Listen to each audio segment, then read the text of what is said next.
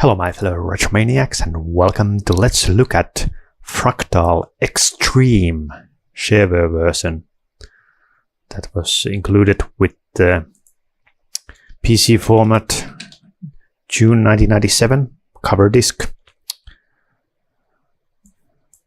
So yeah, I remember when in the 90s I had these cover discs. At least every 2 issues there would be a Fractal software. It was like as commonplace as like WinChip to have one Fractal software.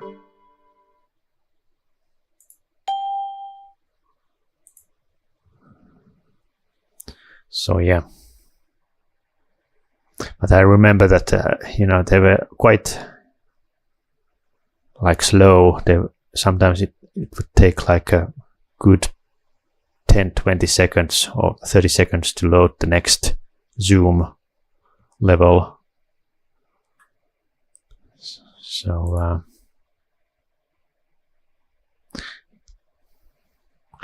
which reminds me, have I actually turned on the performance? Okay, it's auto setting at the moment because for this you want to have the most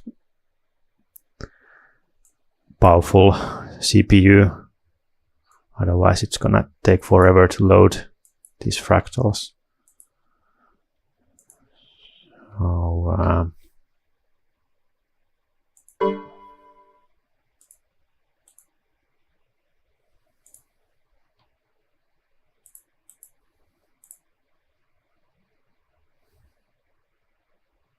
then there's that Fractal eXtreme gallery, so I think maybe this is for like creating your own fractals.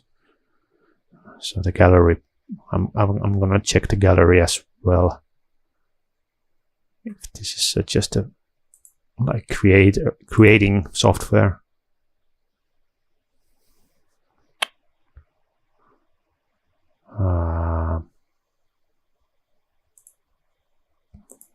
Get out. Okay, 15-day demo.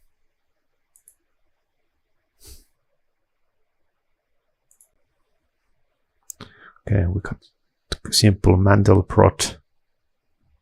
It's probably the most famous of all fractals. Its distinctive spiny pear shape is what many people think of when they think of fractals. It is an extremely complex and beautiful fractal. It's one of the simplest to calculate. Its formula expressed in complex number is simply z plus c. Yeah, I don't know the mathematical basis of fractals, because it involves complex numbers, and those were never taught in school. At least for my generation. I think that it used to be like maybe like 5 or 10 years earlier. There were some like courses about complex numbers, but at least for my college years there was no courses that had complex numbers. So yeah, it's probably nowadays it's probably like only in university level where they teach it. Yet this simple formula applied iteratively to every pixel in the image produces an image so complex and detailed that the length of its boundary is infinite. An image so complex that within just a few minutes of starting zoom in on its tendril, explorers almost invariably find themselves seeing a part of the set which no person has ever seen before. Then we have another one. What else is Julia? The Mandelbrot set is probably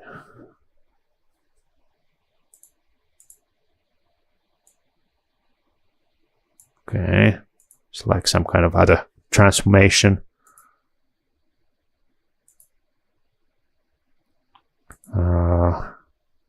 Exactly the same as the classic Mandelbrot fractal, except instead of Z, the formula Z plus C. There are strong thematic similarities between the two. The main difference being the number of large bulbs. Generally, if you raise Z to higher power, you get more bulbs. Yeah. So yeah, I don't understand the fractals. Like, what is? I think they're like, you know, they're like graphs of functions. But where do the colors come from? It's just like, I guess they are black and white, but still they're like, these programs like fill the gaps with different colors. Okay, it's more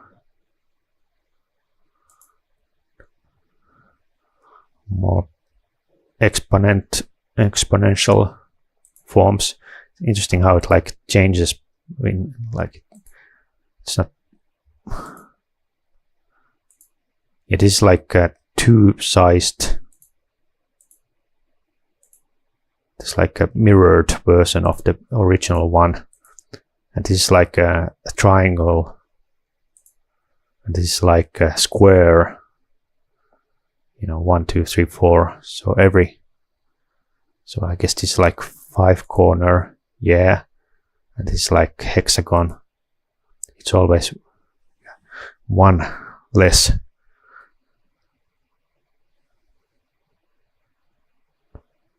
One less than the name of the power. So this is 8-cornered, yeah. Then it becomes like a snowflake, I guess. Oh jeez, crap. Yeah, I was expecting that can happen.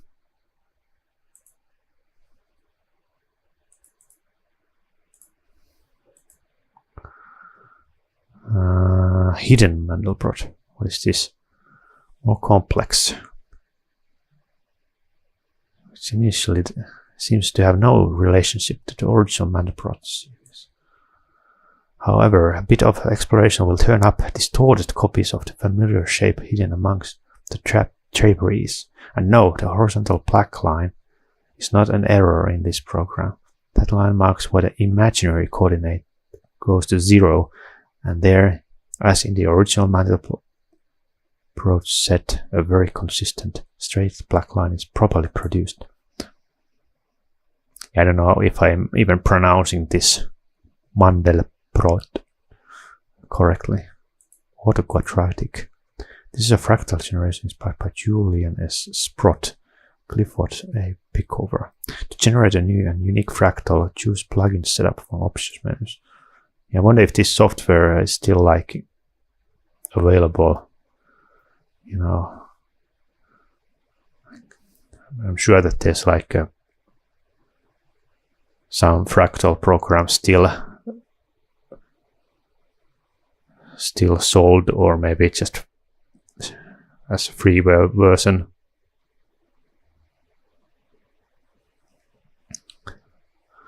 Because I think there are many mathematicians and other people like these. So, but I don't know what was the hype in the 90s that everything was about fractals. So maybe it's like computers were becoming powerful enough to render these images for the first time, so everyone were trying to make their own fractal software. I don't know, I remember one fractal software, but I think it was this one. Okay, we got more weird functions there. Randomize.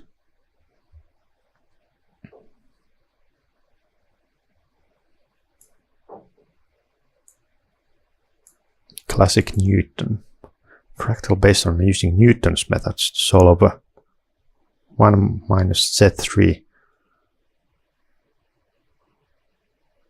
Wait a second. what's this set?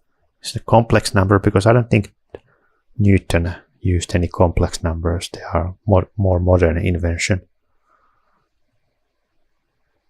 Oh, wait a second. It's Newton's method, but it can be used to solve complex number functions. Yeah, the method is just older, but it doesn't mean that Newton was using that method for complex numbers. With the coloring based primarily on which root of the equation is found, secondary on how long it took to find that the three different roots meet together in infinitely many different places, and wherever two of the roots meet, the other two root always join. Complex Newton. 1 minus z to the power of exponent. Defaults to 3 but can be set to arbitrarily or complex number using plug-in setup. Yeah, I wonder if these plugins are like probably downloadable variations of Newton's method invented by Paul Derbyshire from Canada.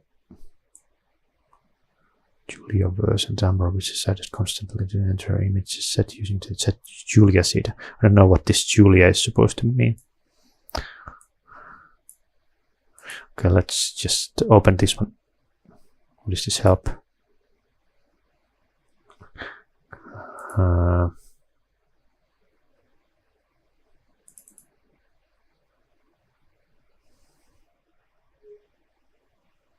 MAD 2000. Maybe that was the software I used to use.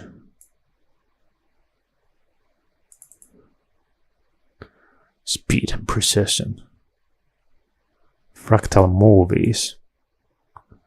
Zoom movies. Okay, it's like you can do it faster than real-time rendering. Okay, let's try this one. You can use mouse to explore fractal. Double click to zoom in. We can drag the pan. Double click with the right mouse button to zoom out.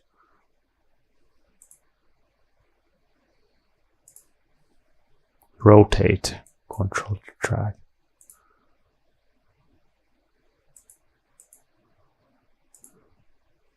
Okay, let's put it on full screen. There it is. And you can print it.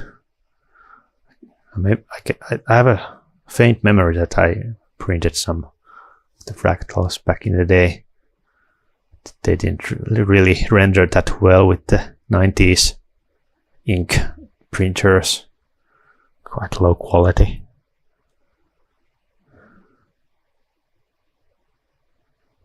Show location. Auto Explorer. Fractal sized.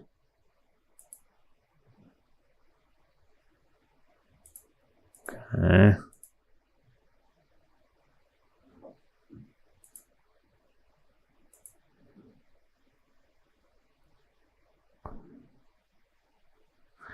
But yeah, there's no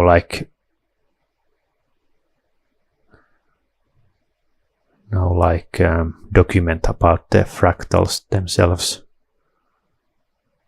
like tutorial about how to calculate fractals and what they are.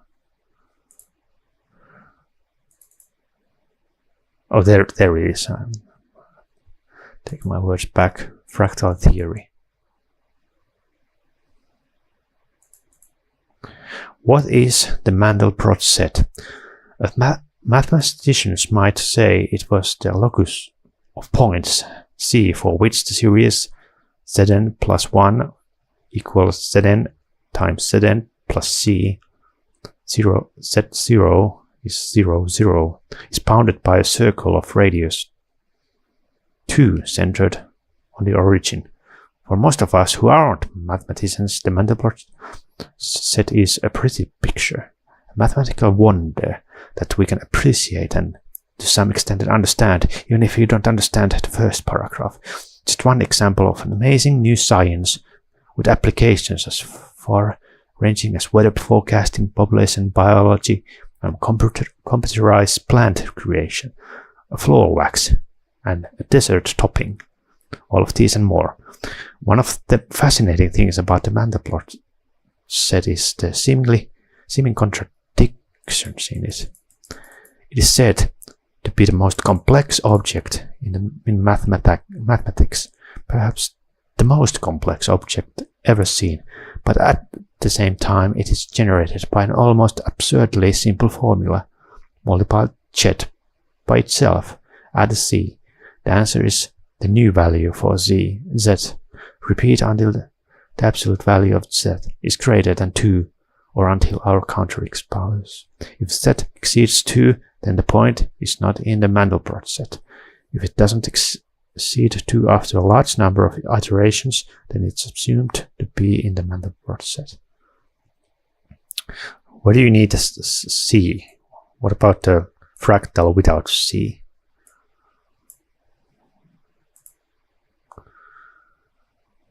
Here's a small program written in C programming.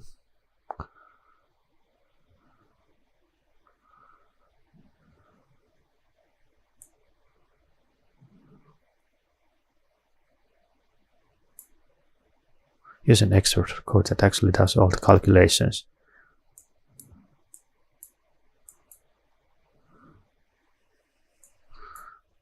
That's all it takes to do a rudimentary exploration of the Mandelbrot set slowly. But where did this magical sequence of instructions come from? It certainly looks very arbitrary and very peculiar. It turns out that it is a computerized version of an even simpler formula. But first, a quick refresher math course. We should all remember that the square root of 9 is 3. 4 is 2 and of 1 is 1. But how many remember what the square root of -1 is? Those who said me can skip to the next paragraph. Those who once knew but have somehow forgotten should probably read on. Well, one answer is, what is the square root of -1? Is that there isn't one. However, another answer which is equally valid and perhaps far more interesting is that because there isn't any number which multiplied by itself gives us -1, we'll create one. That's a handy way of plugging up all sorts of mathematical theories that would otherwise have special cases for when you need the square root of a negative number. How do we create a number which is the square root of -1? Simple. Just get enough mathematicians together in one room and get them to all agree that from then on the letter I represents the square root of -1. That's all it takes. That's all it took. A convention of mathematicians creates the convention of I, and I is subsequently recognized as being the square root of -1. So if I is the square root of -1, then 2 times I is the square root of -4. 3 times I is the square root of -9, etc. All these numbers that are multiplied by I are called imaginary numbers. A throwback to those early years when mathematicians weren't quite sure whether they were real or not. Numbers that aren't multiplied by I, regular numbers, are called real numbers. Simple enough. After you get into more complicated math, you start coming across some equations where the answer is neither a real number nor an imaginary number, but the sum of both. An answer that looks like this: 1 plus 2i or 7 plus 56i. There's no way of simplifying these equations. You can't reduce them so that there's only one of them. You can't derive a sum. You just have to write them down as plus 1 plus 2i. These numbers, part real, part imaginary, are called complex numbers. The other two complex numbers, say 7 plus 4i and 3 plus 9i, simply add the real and imaginary components separately. That is, 7 plus 3 is 10 and 4i plus 9i is 13i for the result of 10 plus 13i. What about multiplication? Do you have to learn brand new weird math to do that? Not really. Start with the easy part. 7 times 3 is 21. More complicated is 4i times 9i, or is it? It's the same as saying 4 times 9 times i times I.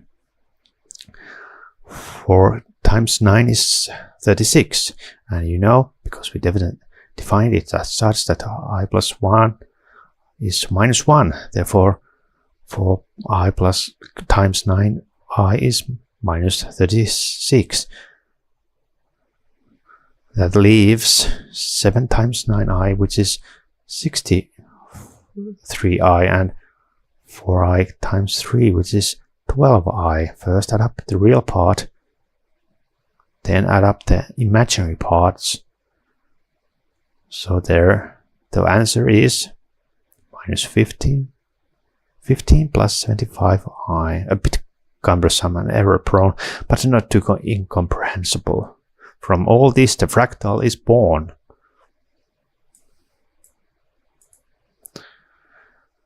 So that brings us to today.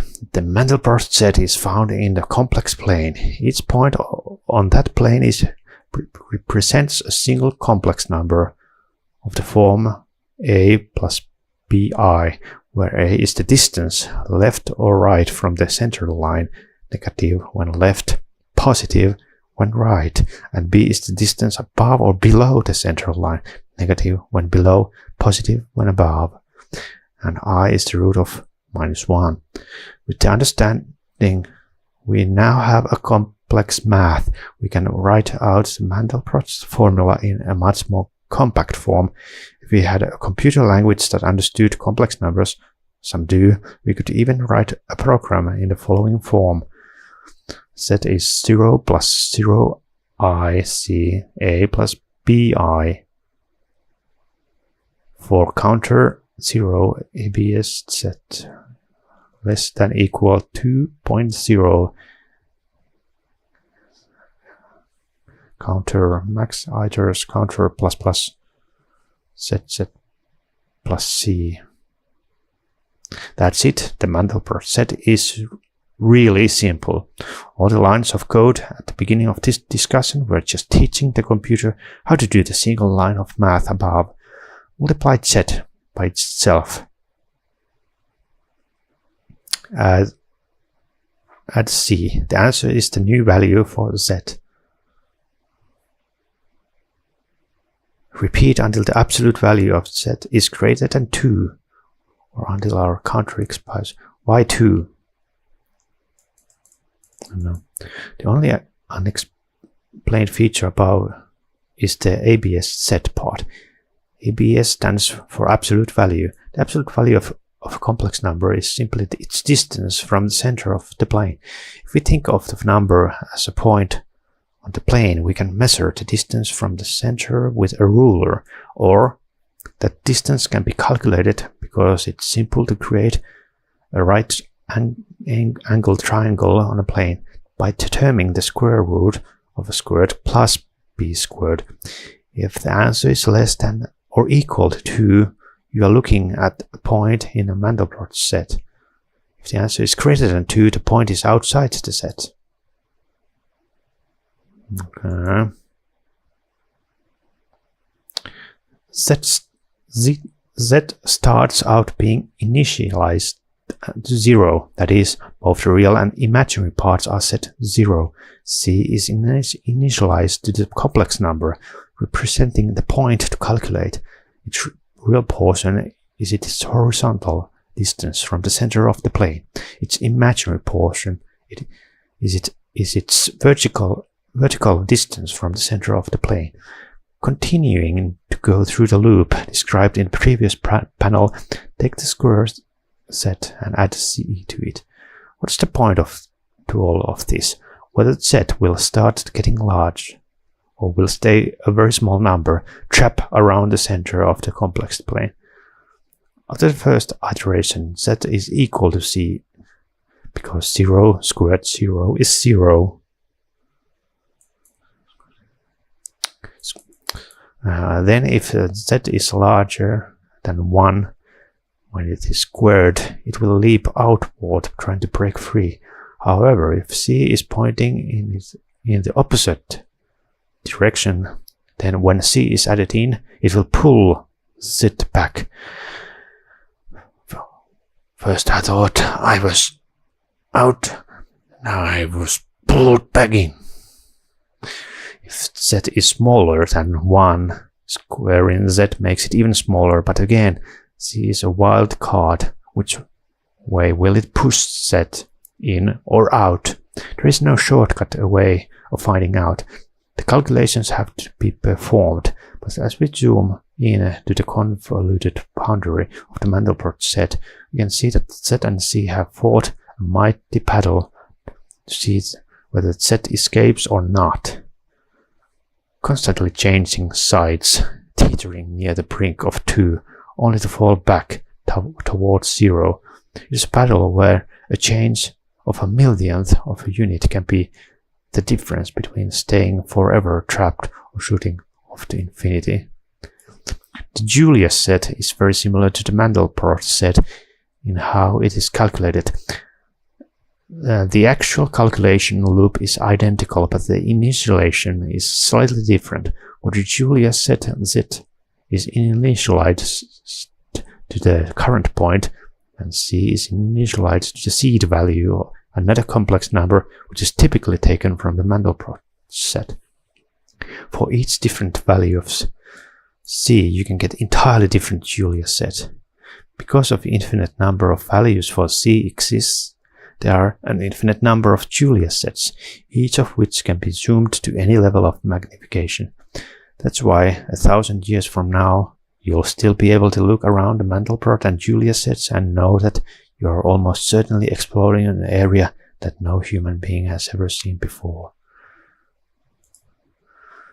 The Julia set is a pair of numbers which correspond to a point of the Julia corresponding non-Julia fractal. This pair of numbers uniquely defines a particular Julia set fractal.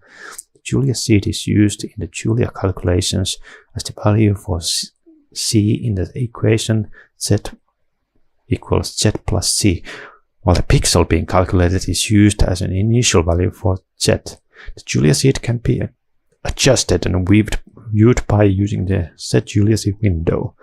As the Julia seed approaches and crosses the edges of non-Julia fractal associated with the current Julia set, the Julia set changes dramatically. When the seed goes inside the interior of the non-Julia fractal, the Julia set is ripped apart by an explosion of the interior color at its center. When it goes outside of the non-Julia fractal, the Julia set instantly collapses in on itself, producing dramatically different images. The mathematical details are not important for an appreciation of Julia set. Who's this Julia? Where did the name comes from? And where's the Mandelbrot? There was maybe some person called Mandelbrot.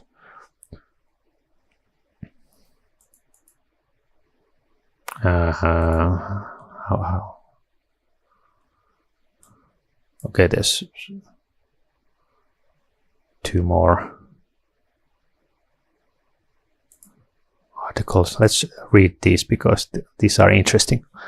The Mandelbrot set and Julia sets are fractals. What this means is that the boundary between the black area that is the Mandelbrot set and the surrounding area that isn't the Mandelbrot set is not a simple line or a curve, one-dimensional, but it also isn't a filled-in circle or square, two-dimensional. It is so convoluted, folded, and detailed that it is considered to have fractional dimension. When you double the magnification of a fractal, the length of the curve and hence the area covered does not merely double. All previously visible portions of the curve double in length, but new bumps, curves, and fjords in the boundary become visible and add to the length. The Mandelbrot set has been proven to have a fractal dimension of 2. That means that each time you double the magnification, the length of the boundary increases 4 times. It also means that the Mandelbrot set is as complicated as a fractal can get. The length of the boundary of the Mandelbrot set is infinite. It can be any length you want if you measure it with a small enough measuring stick. But still, I don't think you can zoom forever, because I remember that quite quickly you could, like, you zoom in and it cannot zoom more. So I wonder if just the limitation of the software of that time. Maybe nowadays there's like things that you can like zoom in billions of times, or maybe they just like, or maybe I don't know, maybe some of, some places it actually collapses completely, so you cannot zoom in. I'm quite sure. It's quite obvious that the outer bands around the Mandelbrot set form complete loops around the Mandelbrot set. The band representing 2 iterations, for example, travels smoothly around the outer edges and then connects back up to itself. There are no other points that have an iteration count of 2 except on this band, and all the points on this band are connected by other points with an iteration count of 2. This is less obvious but equally true for all other bands. If you zoom in and to the band that represents 10 iterations, you can drive all the way around the Mandelbrot set following that band and return to where you started. You could try it for a band representing 100 or 1000 iterations, but it would take a very long time. This little idea of all the bands being single bands going all the way around doesn't seem too amazing when you look at the outside of the Mandelbrot set, but when you've zoomed in 20 times and are looking at the complex shapes surrounded by spirals, it's quite amazing to think that each band you see somehow works its way around each of the individual nodes in the structure, into and out of all the arms in the spiral, and then onwards around the Mandelbrot set without ever crossing another band or ever quite disappearing. The Mandelbrot set, the internal black by the default area itself, is not excluded from this rule. Whenever you come across a miniature copy of the Mandelbrot set, and there are an infinite number of them scattered around, you can be sure that this tiny copy is connected to the main Mandelbrot set by one and only one infinitely thin filament that you will never see, but whose presence can be detected by seeing the constantly thin bands of color squeezing in on it from both sides. Okay.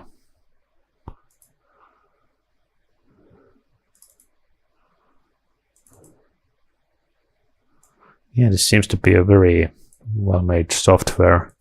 Maybe this was like the lead software, but there was some competition between different, like that Mand 2000.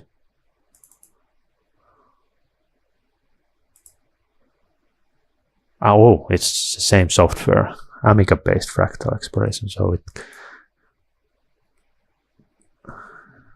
yeah, I guess you would already have like fractal programs in Commodore 64 times, but obviously they were quite slow and ugly back then. But okay, let's just go right there. Okay, it loads quite fast. Here we go. Oh, there's a nice.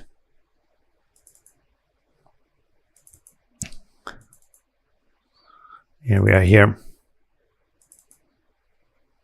Okay, now it starts to slow down.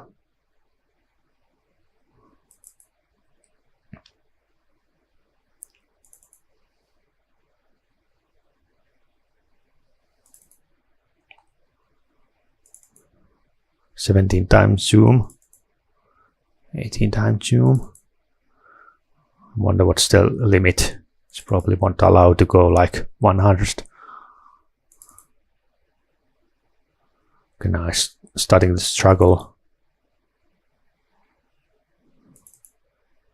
Yeah, it's not as detailed anymore.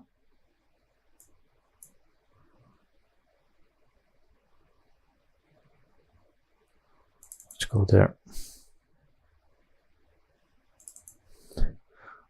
Well, I can use my fast forward to make it go even faster. Yeah, it's a nice spiral here.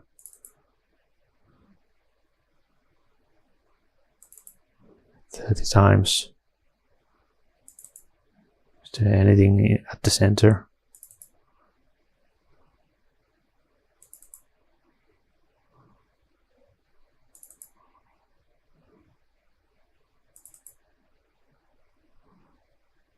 I don't think I will ever get to the center. Let's go there. Now it's really starting to take.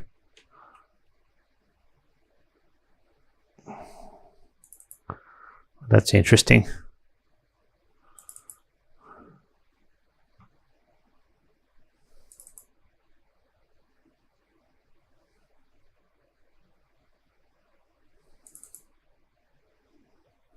Yeah, these are so neat. Yeah, it just keeps going.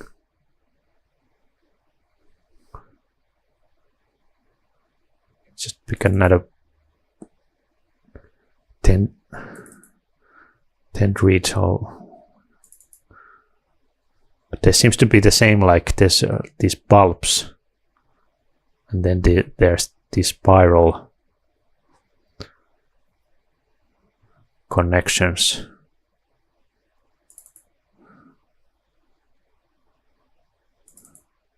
And then I jumped too far.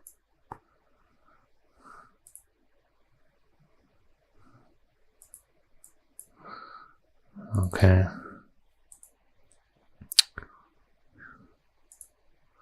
What about this one?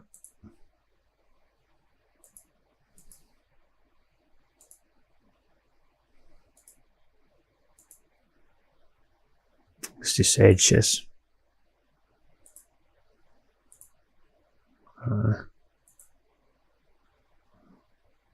Very spot. Color palette.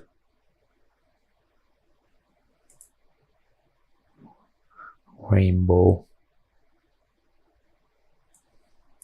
Yeah, you can like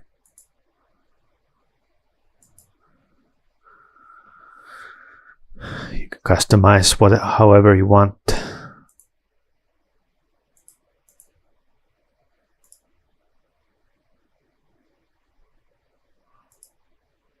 But I don't know why it crashes in.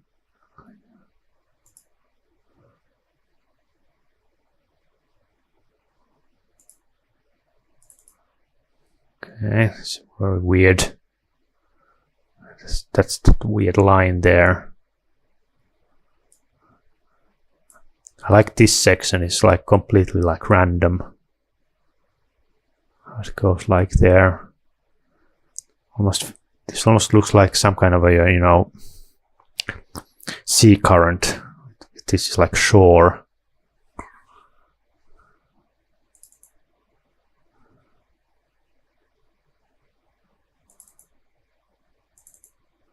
What's happening here? There's like some kind of atoll. What happened?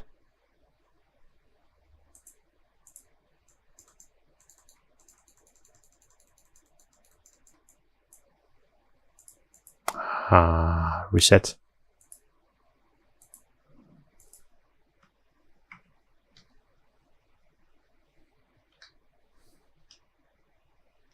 Okay, let's go there.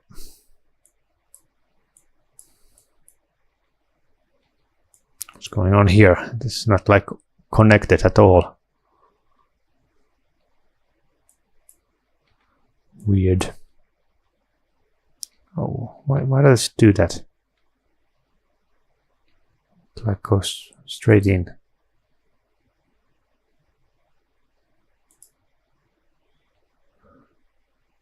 There's something wrong with this. Why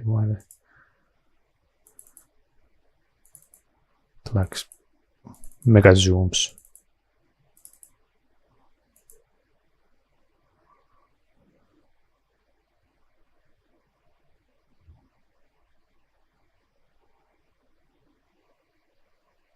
What's this?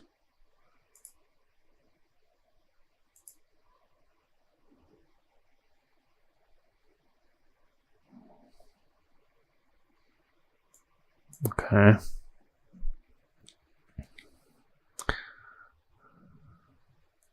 Man, it's loading up. It's very... so much going on here. It's like after Big Bang, it's like primordial soup, like plasma and whatever, quarks, proto quarks. Yeah, I think some people have said that, you know, universe is like fractal. It's infinite. There's like clusters, gravity and energy clusters, but it's still infinite, and I can believe that.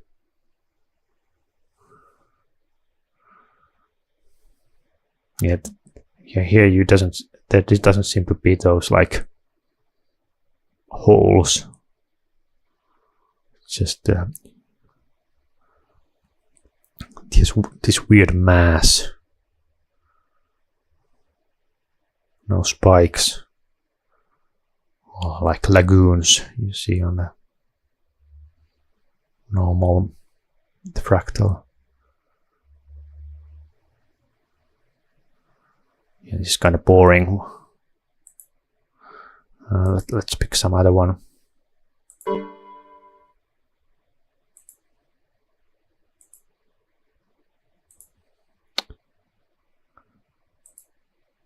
This one.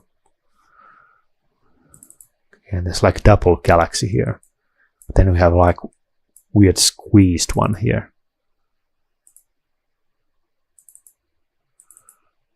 What the fuck? Why does it do that? It goes like crazy.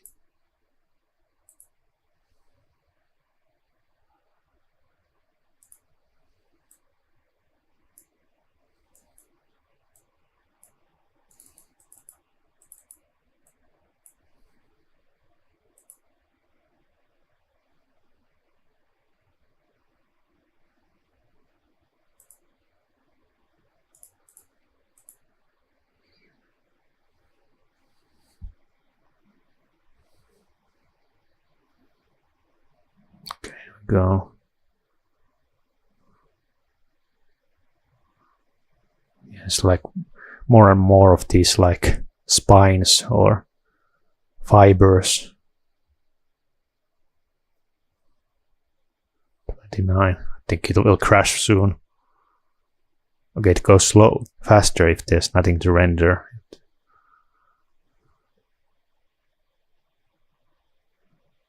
Wow.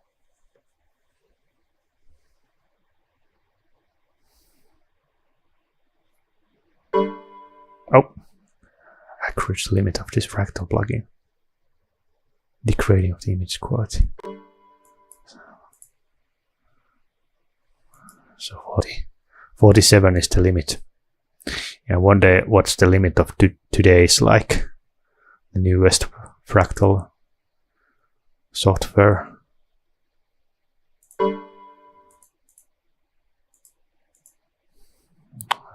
What else? Classic Newton.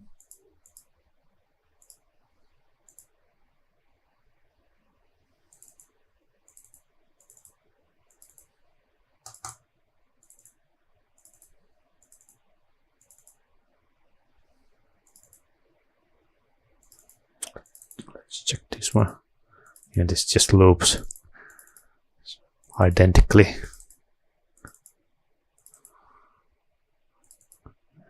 It's quite boring because it's not too much like complexity. It's just the same loop every time. Okay. And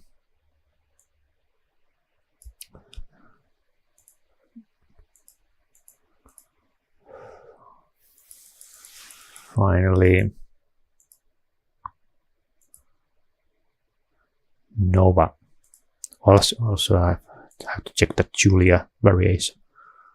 It's interesting that this huge bulb here.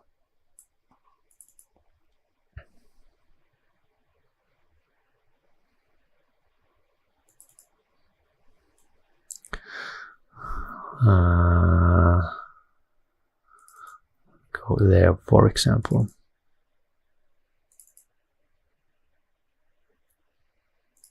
Oh, this is very heavy, taking a long time to load.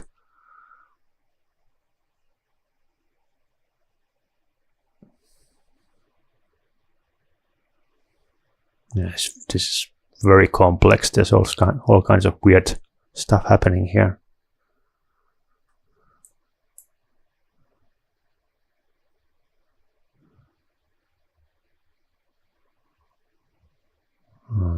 Like what's happening here.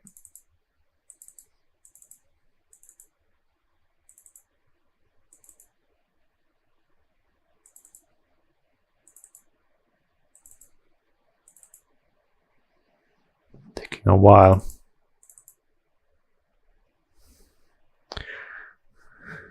Man, it's taking forever compared to the regular one.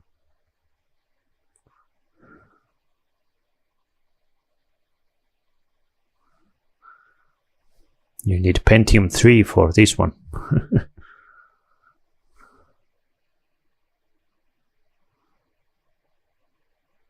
Okay, that's nice.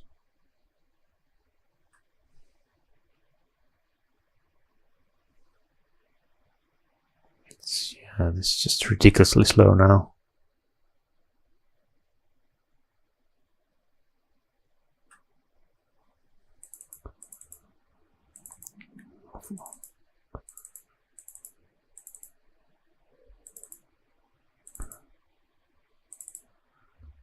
What is this green ball?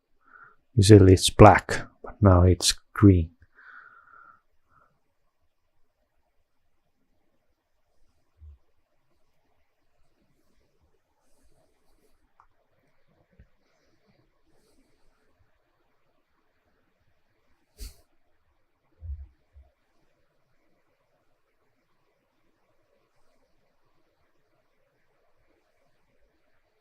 Yeah, I don't know what this green color is supposed to indicate.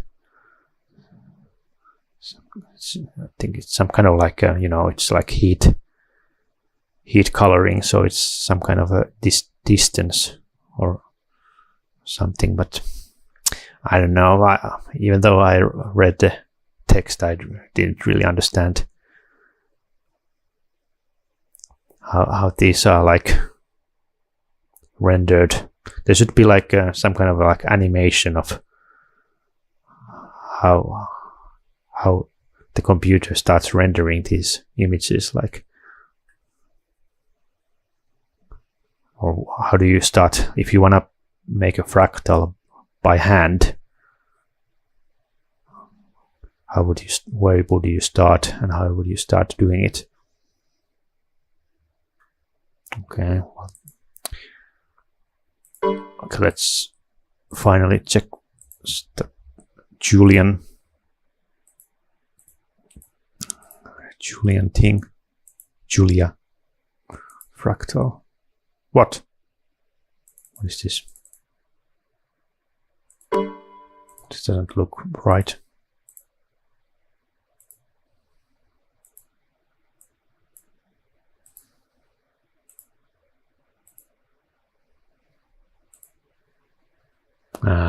It's not really working, is it? Maybe you need some plugin. What was those things you could open?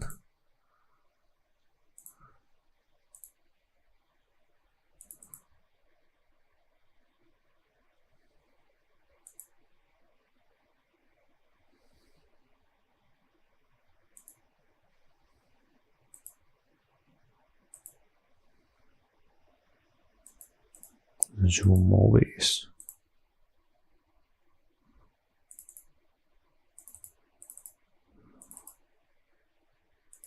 There's nothing here.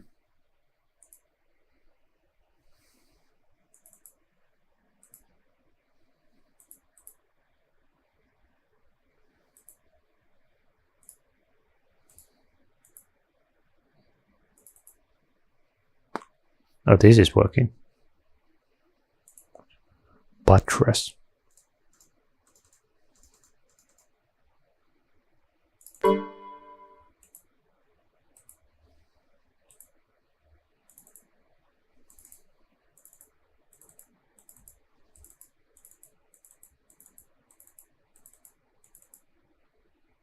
Okay, well, that was fun. There's still that gallery application server version left. Maybe it's just like plugin. Let's check that later. For now, thanks for watching. Bye.